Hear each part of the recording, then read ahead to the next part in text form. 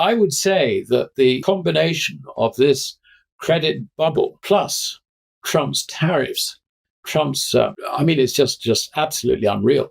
I think it's worse than 1929. And on top of that, you've got another problem. And that is in 1929, we had a gold standard. In other words, even, whatever happened to banks going bust and all the rest of it, if you had physical dollars or you had dollars in a safe place, in a safe bank or whatever, then their value was guaranteed. So you had an escape, if you like, from collapsing asset values. This time, there's no escape. We don't have a gold standard. It just basically will collapse the currencies. We've got all these things happening at the same time. And one way of putting it is you could say that the fiat currency era is coming to an end. The world is once again standing at the edge of a financial precipice. Only this time, the safety nets of the past are gone. Alasdair Macleod warns that the combination of an unprecedented global credit bubble and rising trade tariffs is creating conditions even more dangerous than those that triggered the Great Depression of 1929. In that earlier crisis, investors could seek refuge in gold-backed currency, a system that preserved value even as stock markets collapsed. Today, there is no such escape. With no gold standard to act as a stabilizing anchor, the collapse of asset values will inevitably drag down the very currencies in which they are denominated. The result, according to Macleod, will be a complete disintegration of trust in fiat money. In his analysis, Macleod draws chilling parallels to the Roaring Twenties, an era of unchecked speculation, artificially inflated asset prices, and mounting debt that ended in a catastrophic market crash. But where the 1920s debt bubble was largely confined to America's domestic economy, today's crisis is global, deeply interconnected, and magnified by decades of financial engineering. Leverage in equity markets, particularly through margin debt, has reached historic highs, surpassing even the most excessive peaks in history. This is a bubble not just in credit, but in confidence, and when that confidence is broken, the collapse will be systemic. The added pressure from tariff-driven trade fragmentation only compounds the problem. Much like the Smoot-Hawley Tariff Act of 1930, which deepened the Great Depression, modern protectionist measures are dismantling global supply chains and straining international relations. Unlike the 1930s, however, today's global economy is far more dependent on imports, meaning that trade restrictions will have an even more severe impact on production, costs, and economic stability. On top of this, over 70% of the world's population is now economically aligning with China and Russia, leaving Western economies increasingly isolated. Macleod warns that these forces are converging at precisely the wrong time. The fiat currency system, already strained by decades of excessive government spending and artificial market manipulation, is in its final phase. Without the discipline of a gold standard, governments have used paper money to finance policies far beyond their means. As confidence in this system erodes, investors will inevitably turn to physical gold and silver, not as speculative bets, but as the last viable stores of value.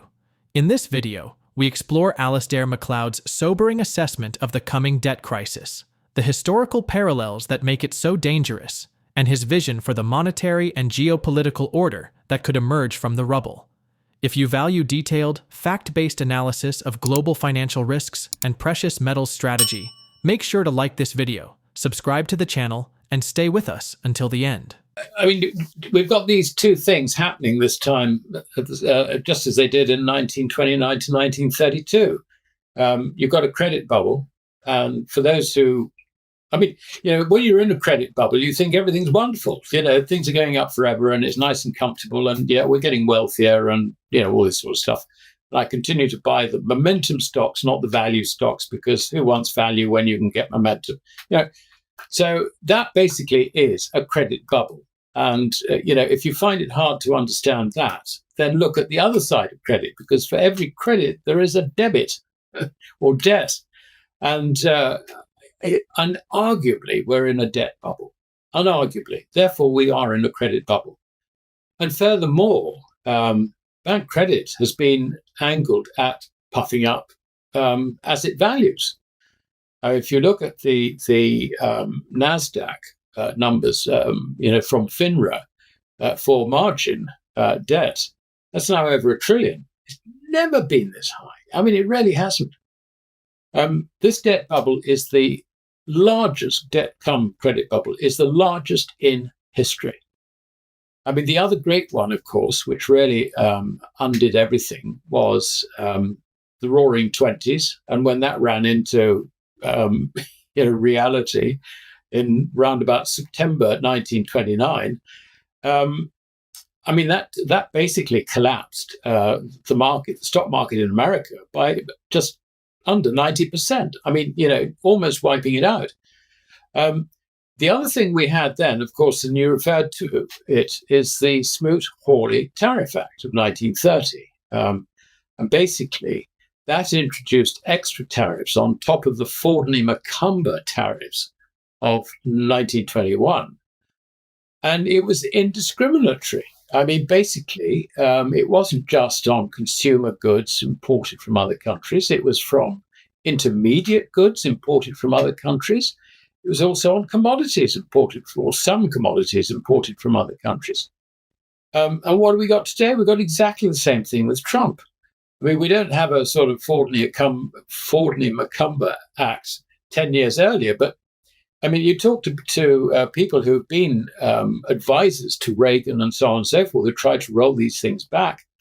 I mean, even under Reagan's time, I mean, Steve Hanke tells me that, we've had these tariffs have just been going along the whole time. So this is, if you like, Smoot-Hawley Mark II. And there is the additional problem. Back in 1930, the US economy was a lot more contained than it is now. I mean, by that, I mean that the proportion of GDP which relies on imports, far, far lower. I mean, we were talking about,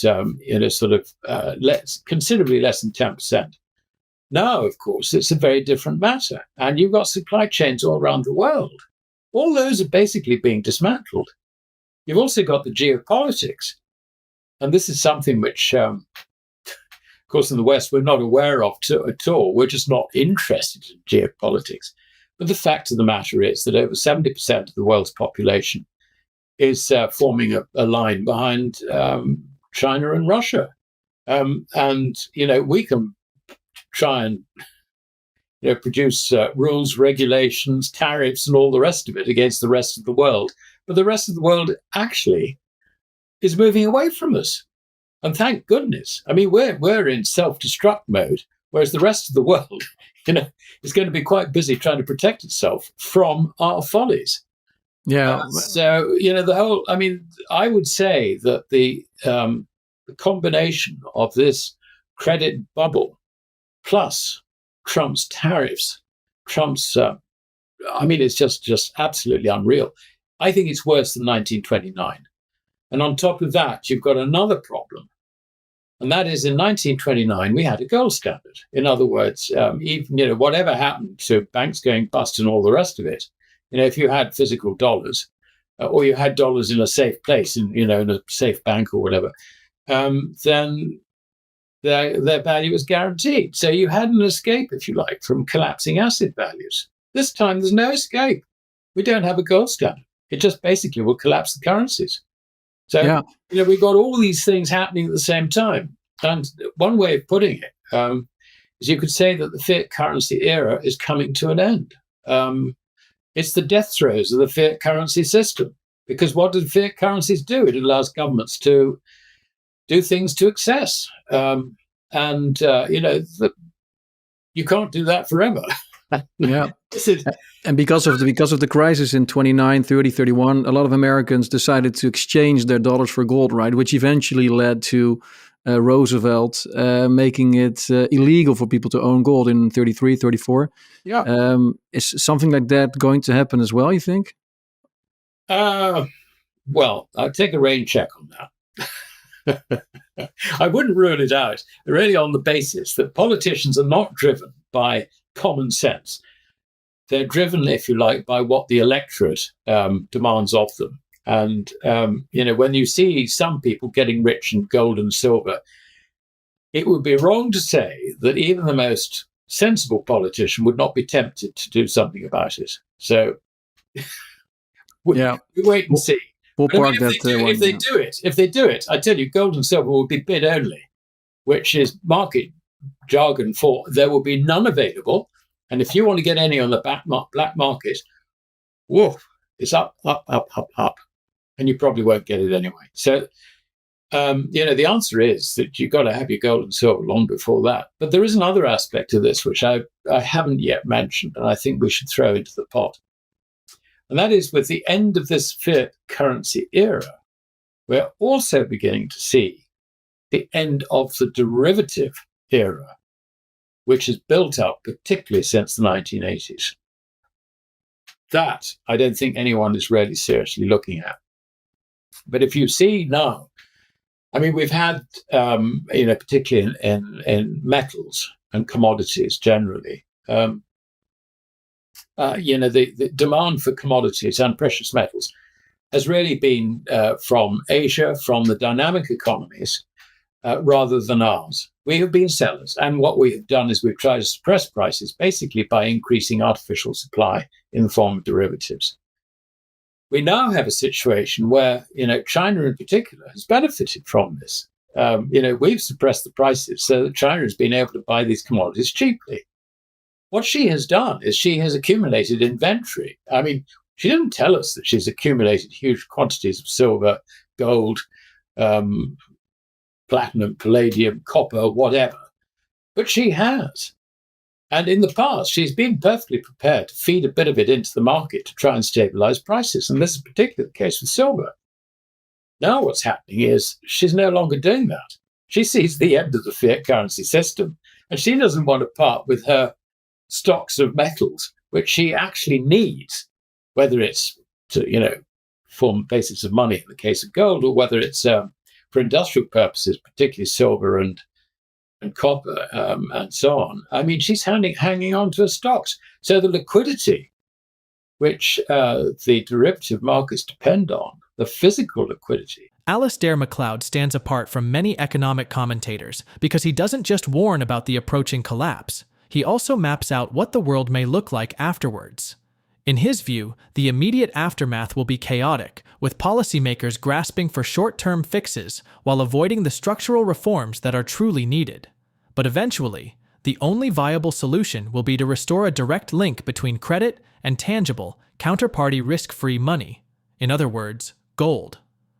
Unlike fiat currencies, gold provides a fixed anchor for the value of credit, preventing governments from inflating away obligations through money printing. Macleod also emphasizes that certain nations, particularly China and Russia, are already preparing for this shift. China has been quietly accumulating vast reserves of gold and other strategic metals, while also laying the groundwork for a settlement system that bypasses the US dollar.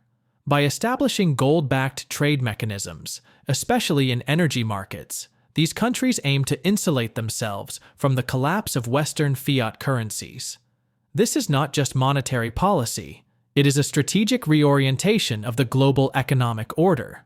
And while many in the West continue to dismiss gold as outdated, Macleod outlines a future where the global financial system pivots back to it, not by choice, but by necessity. Can you give me a little bit your vision on how the financial system globally will evolve after this massive crash that we are going to witness? Yeah, I mean, I don't think we'll end up with the answer, immediately. They'll probably go down a few rabbit holes and get it wrong. But the answer, actually, there's only one answer, and that is the legal one. The legal one in everybody's common law. And that is that you have to tie the value of credit to what is called corporeal money. In other words, money which actually exists with no counterparty risk, and that's only gold. So we have to get back onto gold standards, in effect, working gold standards, so that the value of credit, because gold doesn't circulate. I mean, you don't end up paying things except as the last resort do you actually part with gold. It's always credit. Credit has to be tied to gold, and that's where we've got to get back to. They'll go down, they won't get there immediately. I mean, we won't. I think there's a very strong possibility that China is planning to go in that direction. But this is a defensive move as far as China is concerned, because she won't want her currency, which will be central to the new world, if you like, the new world away from us. She doesn't want her currency to collapse with the dollar or anything. I mean, she's quite happy to run a fiat currency system while the world is in a fiat currency system. But, when the dollar really does tank, I mean, she's going to protect herself. And, it's a sensible policy, because if she was to do it now, she would be accused of, of collapsing our system. She doesn't want that. So, it's sort of collapse is underway first, then China protects herself with the gold standard. And Russia, incidentally, Russia can do it tomorrow. Russia, I think, probably wanted to do it yesterday, but, the Chinese have persuaded them to stay the hand. So that's what's going to happen. The rest of the world is going to go onto a gold standard via the yuan in particular, and any other currency goes. And I mean, China's already planning to do this. She's opening Shanghai Gold Exchange vaults in Hong Kong and Saudi Arabia. Why Saudi Arabia? Because of oil. It's an oil to yuan to gold exchange standard in the making. Hong Kong is the financial center, if you like, the offshore financial center for China's capital activities. So, yeah, I mean, you got those. I think she'll probably open vaults elsewhere. I mean, you may recall that when on April the 2nd, or just after April the 2nd, when Trump had his, all these boards with all these rates that he was getting, tariff rates that he was proposing, President Xi the following week went round all the, well, not all of them, but most of the ASEAN nations in the district, talking to, to Thailand, to Vietnam, to Cambodia, to,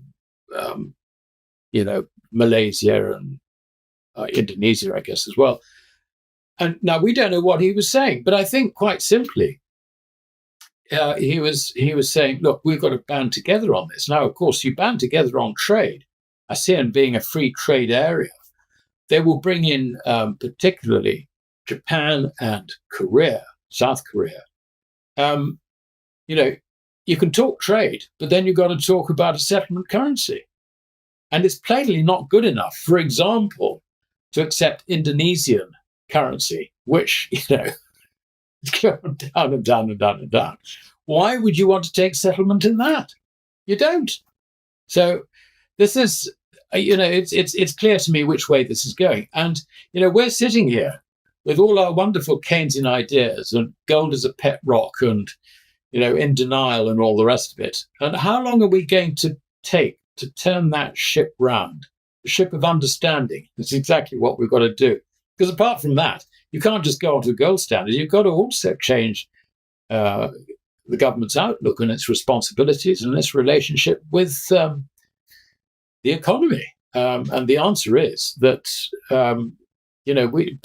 governments are in the business of wasting financial resources. In Macleod's view, the restoration of a gold standard will not be an overnight development, nor will it be universally adopted at once. The process will begin with defensive moves by key economies, China to protect the yuan, Russia to safeguard its financial sovereignty, and gradually extend to a wider network of trade partners.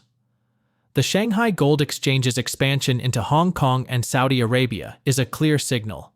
This is the foundation for an oil-to-yuan to gold settlement system, one that bypasses the US dollar entirely. Once operational, it could accelerate the dollar's decline and force even reluctant nations to reconsider the role of gold in their monetary frameworks. Yet Macleod also points to deeper systemic changes that must accompany any return to gold. A gold standard without fiscal discipline will fail just as surely as fiat systems have.